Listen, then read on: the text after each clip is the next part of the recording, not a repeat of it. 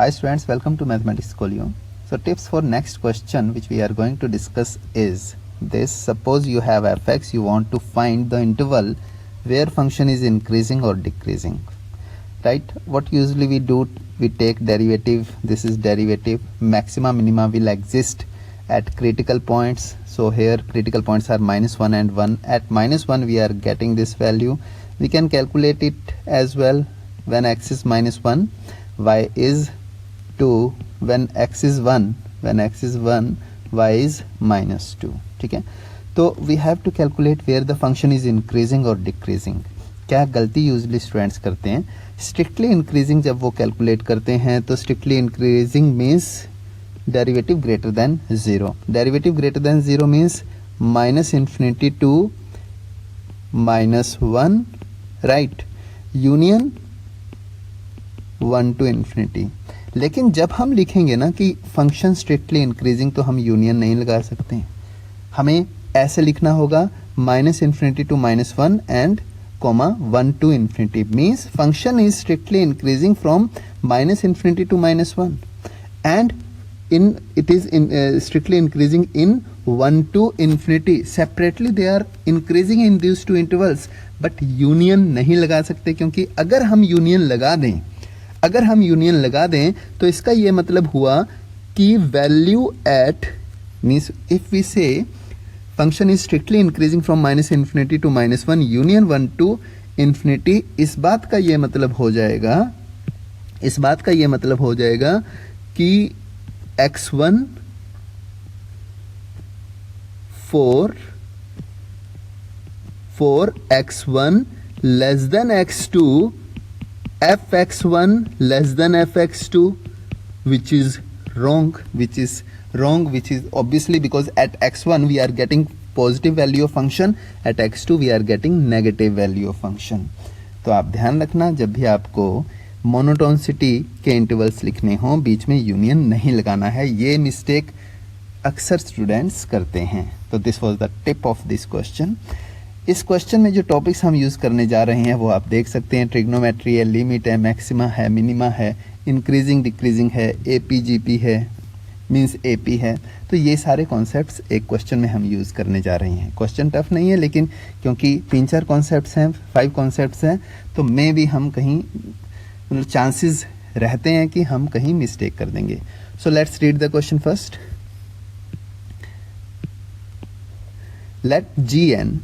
let gn equals to 1 minus 4 sine square pi upon 3 into 2 power n be a function and tk is product n from 2 to k gn. Capital N is value of limit, that is limit k approaches to infinity 44 upon tk, and f and x be a polynomial function which satisfy this condition. ठीक है, derivative is given. ध्यान रखना कि this capital N is this one. If hx is f and x and one sum of all values of x for which hx attains maximum, and to sum of all values, they are asking sum, right, not number of values, and to sum of all values of x for which hx attains minimum value of n1 plus n2. देखो, in this question we are calculating n1 plus n2. ऐसा भी हो सकता था कि इसी question में पूछा जाता कि what is n1 separately, what is n2 separately. ये भी पूछा जा सकता था कि in which interval function is increasing, function is decreasing. ये भी पूछा जा सकता था कि n1 की मैक्सिमा जो एग्जिस्ट करता है वो कितने पॉइंट्स पे करता है, number of values of x where maxima is existing. तो स्टार्ट करते हैं. सबसे पहले तो इसमें ट्रिग्नोमेट्री है, ट्रिग्नोमेट्री से शुरू करते हैं. ट्रिग्नोमेट्री के लिए अपना फेवरेट कलर यूज करते हैं. gn is given, gn is equals to 1 minus 4 sin square. ठीक है, 1 minus 4 sin square. आप लोगों को ये याद होगा कि ये 4 और 3 जो है ना, ये जब भी हमें नजर आते हैं तो काफी चांसेस होते हैं कि 3 थीटा का फॉर्मूला बन जाए.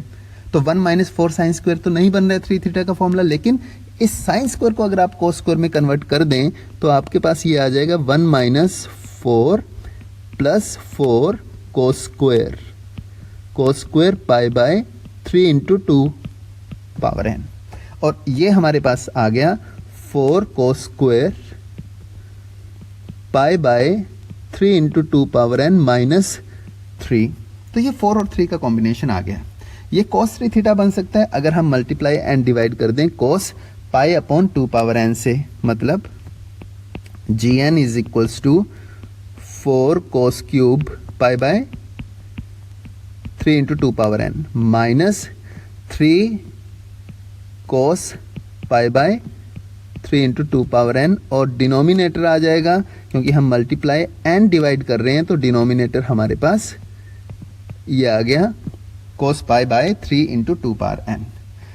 तो न्यूमरेटर की वैल्यू कितनी आ गई, यानी कि जो gn की वैल्यू है, फाइनल वैल्यू है, वो हमारे पास आ जाएगी cos 3 theta pi by 2 power n upon denominator आ गया cos pi by 3 into 2 power n।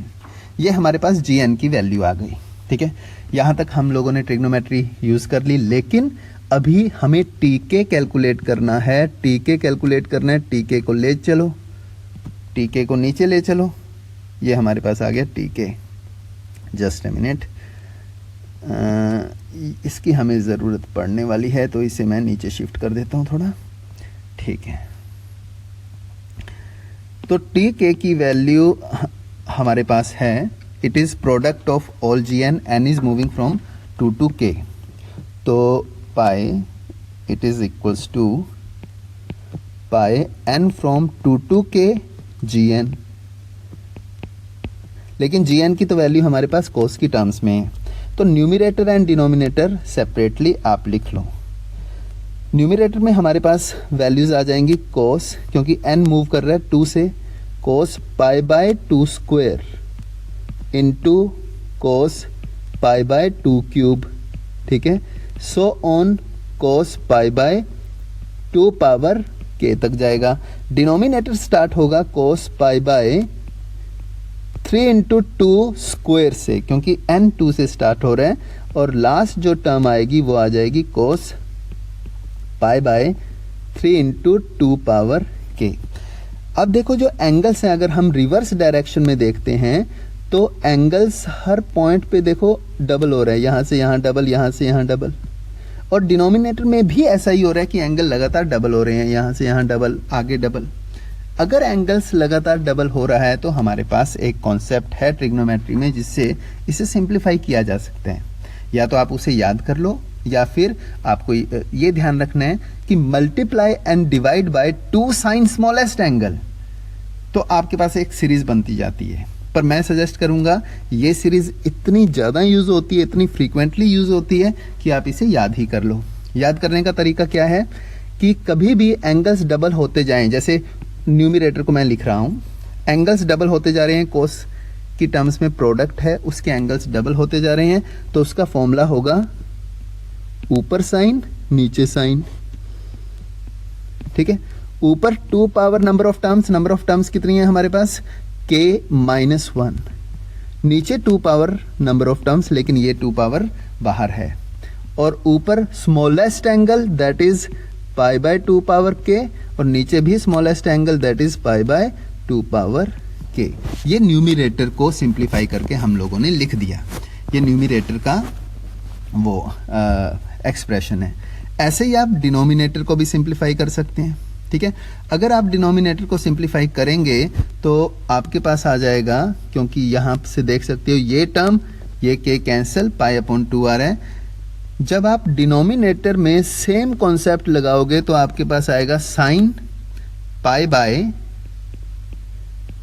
6 and 2 power k minus 1 cancel हो जाएगा because of the same reason, क्योंकि 2 पावर k माइनस 1 डिनोमिनेटर में भी आने वाला है, और ये आ जाएगा sine, this is sine, just a minute, I wrote pi by 6 should be sine pi by 6 denominator में आएगा, और न्यूमरेटर में आ जाएगा साइन, न्यूमरेटर में आ जाएगा sign pi by 3 into 2 power k। तो तो फाइनली आपके पास ये एक्सप्रेशन आ गया किसका, ये एक्सप्रेशन है, क्या नाम था इसका, टीके का।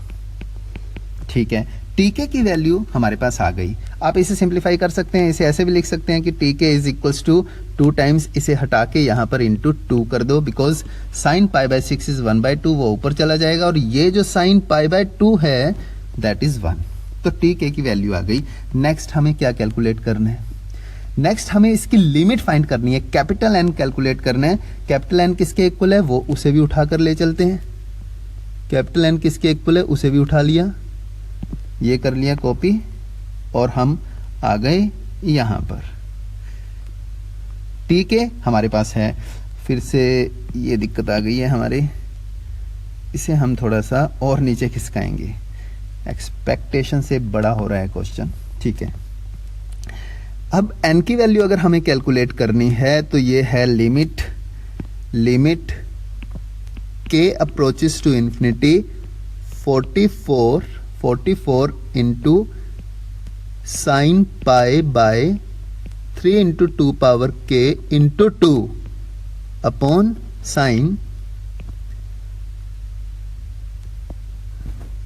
Sign pi upon 2 power k। ये हमारे पास एक्सप्रेशन आ गया। जब k इन्फिनिटी को अप्रोच करेगा तो जो ऊपर साइन है उसका एंगल भी जीरो को अप्रोच कर रहा है, नीचे वाले का भी जीरो को अप्रोच कर रहा है। It means multiply and divide by angles.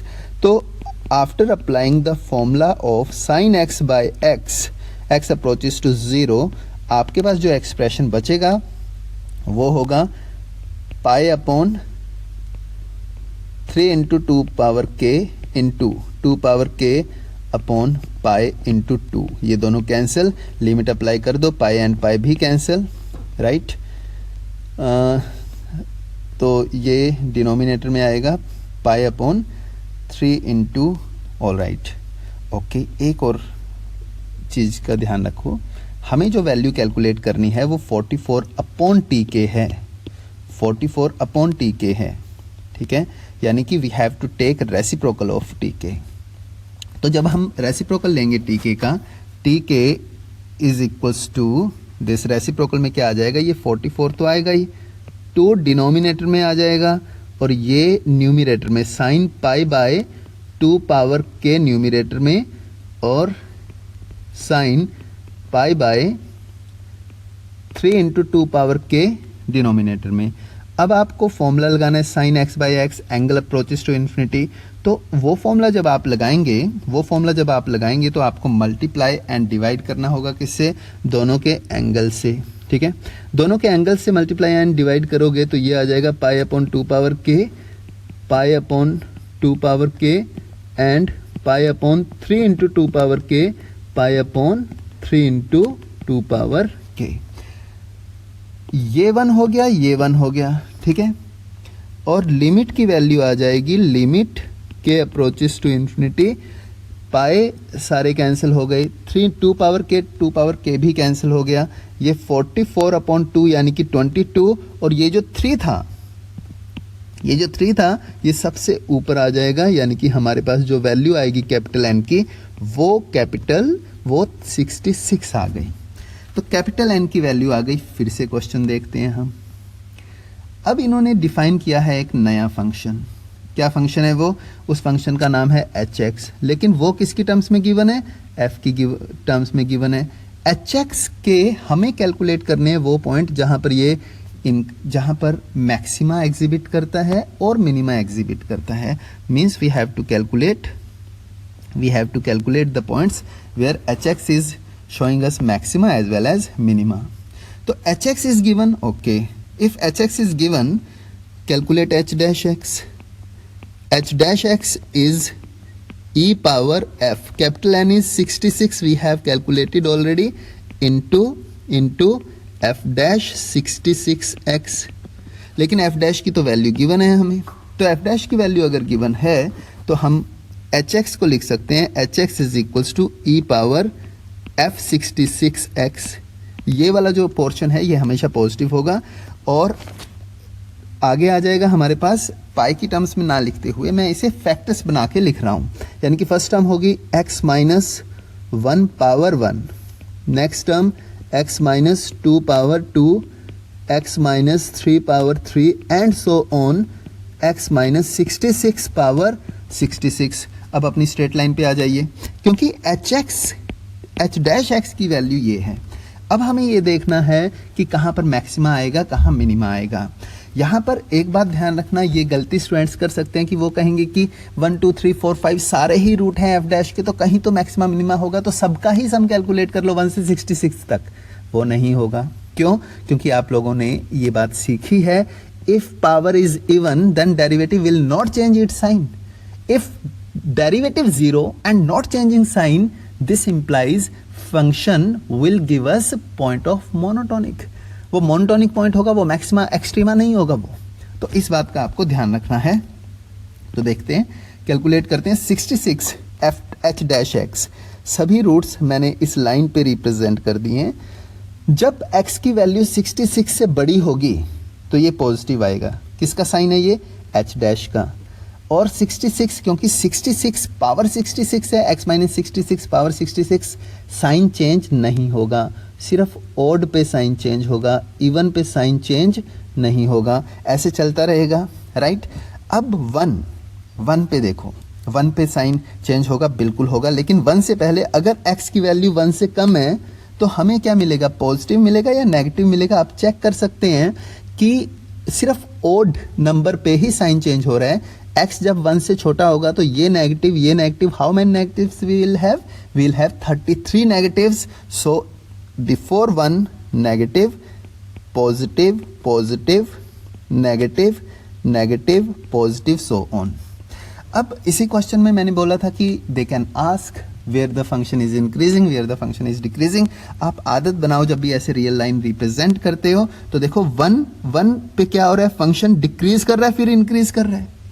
2 पे कुछ भी नहीं हो रहा, साइन चेंज ही नहीं हो रहा डेरिवेटिव का। 3 पर इंक्रीज कर रहा है, डिक्रीज कर रहा है।